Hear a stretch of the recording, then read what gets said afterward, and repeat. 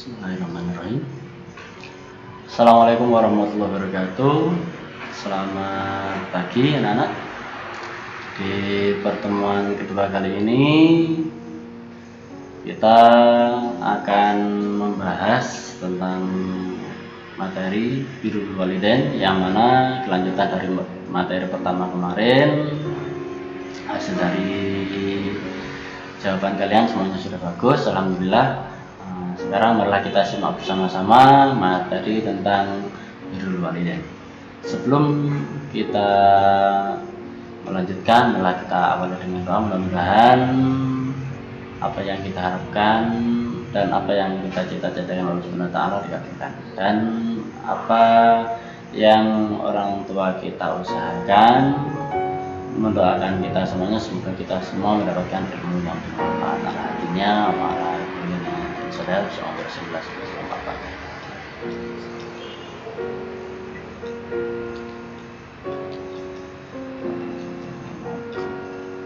apa dari baik anak-anak, kita lanjut untuk materi kali ini, birrul walidain atau berbakti kepada kedua orang tua.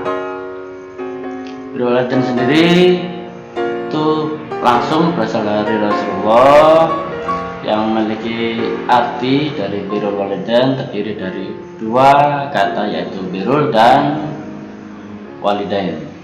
Birrul itu sendiri atau al-birru artinya kebajikan, sedangkan al-walidain artinya dua orang tua atau ibu bapak. Jadi birrul walidain adalah berbuat kebajikan kepada kedua orang tua. Kemudian mengenai wajibnya seorang anak berbakti pada orang tua, berdasarkan surat Al-Isra ayat 23, Allah berfirman, Bismillahirrahmanirrahim, wa qada rabbuka alla ta'budu illa iyyahu wa bil walidaini ihsan imma yablughanna indakal kibaru ahaduhuma aw kilahuma fala taqul lahumā uffin wa la tanharhumā wa qul lahumā qawlan karīma. Artinya, dan Rabbmu telah memerintahkan kepada manusia, janganlah ia beribadah melainkan hanya kepadanya, dan hendaklah berbuat baik kepada kedua orang tua dengan sebaik-baiknya. Dan jika salah satu dari keduanya atau kedua-duanya telah berusia lanjut di sisimu, maka janganlah katakan kepada keduanya, dan janganlah kamu membentak keduanya. Maksud dari ayat ini adalah jangan sekali-kali kita menyakiti hati kedua orang tua. Berkata saja itu tidak boleh, apalagi berkata hal-hal yang lain sampai menyakiti hati kedua orang tua. Apapun tingkah pola kita yang menyakiti orang tua itu termasuk sudah menyakiti hati, dan itu dilarang oleh agama. Kita lanjut. Kemudian bentuk-bentuk birrul walidain. Banyak cara bagi seorang anak untuk dapat mewujudkan birrul walidain.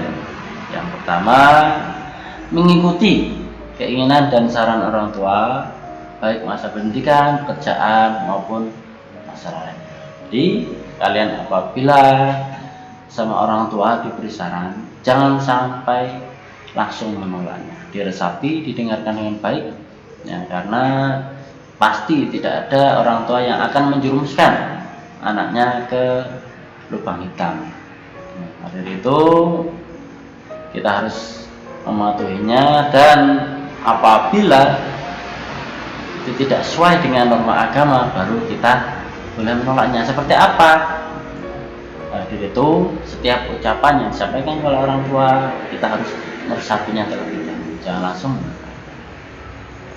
Kemudian menghormati dan memuliakan kedua orang tua dengan penuh rasa terima kasih. Kita semua tahu bahwasanya kasih sayang orang tua itu tidak ada bandingannya. Semua yang telah diberikan oleh beliau semenjak kita dalam kandungan hingga kita sampai saat ini, dan yang pasti seterusnya nanti tidak ada orang tua itu yang membenci anaknya. Sejatinya orang tua itu sangat sayang pada anak-anaknya, tapi dengan cara yang berbeda-beda. Nah, maka dari itu kita harus memuliakannya, menyenangkan hatinya. Nah, bagaimana caranya kita masing-masing dengan cara menyenangkan hatinya. Kemudian membantu ibu bapak secara fisik maupun material.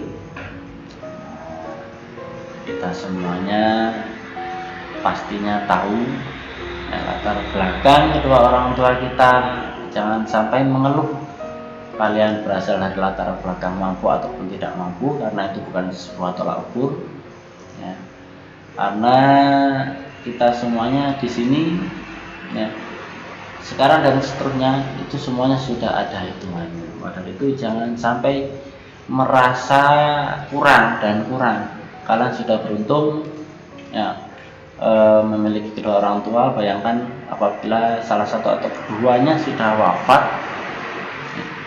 kita masih beruntung apabila orang tua kita sudah masih ada. Dan apabila sudah wafat, ya kita harus berbaik-baik untuk mendoakannya yang terbaik agar supaya semua amal ibadahnya diterima Allah SWT dan semua dosa-dosanya diampuni Allah SWT. Kemudian yang berikutnya mendoakan ibu bapak. Kita tidak tahu, kita keluar rumah berangkat sekolah, yang dirasakan oleh orang tua itu apa. Yang pastinya mendoakan kita, semoga setiap apa yang kita lakukan itu berimbas baik kepada diri kita, kepada keluarga kita, itu pasti. Nah, dengan ucapan salam pun itu sudah mengandung doa.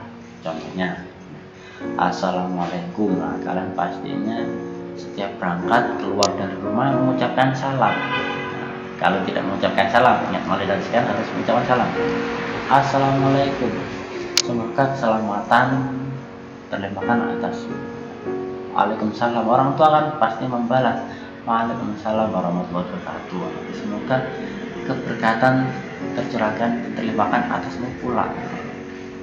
Di situ juga setiap sholat malam kita tidak tahu, kita enak tidur, ya, kita enak main. Waktu sholat pasti dua orang tua itu mendoakan kita yang terbaik untuk kita. Jadi kita jangan sampai suudzon kepada dua orang tua. Bahwasanya perjuangan orang tua itu sangat berat sekali. Dari itu kita untuk membalasnya harus berbudi yang baik. Jangan sampai lupa mendoakannya, baik waktu kita berdiam ataupun beraktivitas, seperti waktu kita sholat malam. Jangan sampai sekali-sekali meninggalkan berdoa untuk kedua orang tua kita yang masih ada ataupun sudah wafat. Kemudian setelah kedua orang tua meninggal dunia, birrul walidain bisa diteruskan dengan cara satu, menyelenggarakan jenazahnya dengan sebaik-baiknya. Bagaimana caranya? Yes, kita merawat jenazahnya dengan selayaknya, memandikan, mengkafani, menyolati, ya. Kemudian mendoakannya. Kalau kita sebagai NU yang pastinya harus ada tahlilan selama 7 hari, 40 harinya ke 100, 1000, ya. Intinya tidak boleh putus doa. Apabila tahlilan sudah selesai, kita sudah selesai doa, tidak kan disitu. Tapi seterusnya sepanjang hayat kita harus mendoakan kedua orang tua kita, karena sejatinya beliau masih hidup di mana? Di alam barzakh, dan kita nanti akan menyusulnya juga. Dan di sini juga apabila kita tidak merawat jenazah orang kita dengan baik, awas nanti kita sendiri yang wafat, yang punya anak, khawatir jenazah kita yang tidak akan dirawat oleh anak-anak kita. Kita harus berpikir seperti itu, ya. Kemudian yang kedua, cara mewujudkan birrul walidain apabila sudah wafat kedua orang tua, melunasi hutang-hutangnya. Ya. Kita tidak tahu berapa hutang-hutangnya, tetangganya pasti tahu. Ya, apakah pernah hutang pada tetangga atau saudara? Kita harus mengetahui dengan cara tanya. Agar supaya apa? Nanti di akhirat itu tidak mendapatkan penyiksaan yang amat sangat, karena hutang itu menjadi beban kita selama kita nanti di akhirat. Nah, dan itu tanggung jawab bagi orang yang masih hidup. Nah, siapa? Pada anak-anaknya dan saudara-saudaranya. Kemudian yang berikutnya melaksanakan wasiatnya. Apa itu wasiat? Wasiat adalah pesan, baik itu secara lisan ataupun tertulis. Nah, kadang sebelum beliau wafat itu menuliskan sesuatu yang disimpan di suatu tempat, entah itu di bawah bantalnya, di lemarinya, atau apapun itu, biasanya itu ada. Atau paling tidak apapun itu yang diucapkan oleh orang tua itu adalah wasiat. Kita harus menjalankannya selama itu tidak keluar dari syariat Islam. Lebih-lebih ini tentang warisan, karena banyak sekali terjadi di zaman sekarang itu setelah orang tua wafat masih rebutan warisan. Nah, ingat, kita itu ada hitungannya. Nah, yaitu tentang ilmu faraid, tentang ilmu perhitungan harta waris. Tidak boleh semena-mena meminta hak kita yang lebih besar, yang lebih sedikit. Itu semuanya sudah ada hitungannya. Jadi jangan sampai kita pusing memikirkan wasiat apa yang akan disampaikan orang tua kita berkaitan dengan hak tanah waris. Terus meneruskan silaturahmi yang dibinanya di waktu hidup. Kalian pasti punya saudara. Saudara kalian banyak ataupun sedikit itu semuanya saudara, walaupun bermusuhan itu tetap saudara. Kalau sudah menjadi saudara, kita harus menjalin silaturahmi dengan baik. Karena siapa saja yang menjalin silaturahmi itu memperbanyak rezeki, menambah umur. Ya. Apabila di dalam saudara tersebut ada pertengkaran, segeralah diperbaiki. Karena nanti akan menyiksa siapa? Menyiksa orang tua kita. Setiap apa yang kita lakukan di dunia itu akan dipertanyakan di akhirat nanti. Orang tua apakah sudah mendidik anak-anaknya dengan baik apa tidak? Na'udzubillah, bila orang tua kita sampai lupa mendidik kita dengan baik. Ya. Kemudian memuliakan sahabat-sahabatnya, teman-temannya yang biasanya main ke rumahnya, silaturahmi. Kita harus bersikap dengan baik, karena kita ingat sahabat-sahabatnya yang telah membaiknya selama hidup.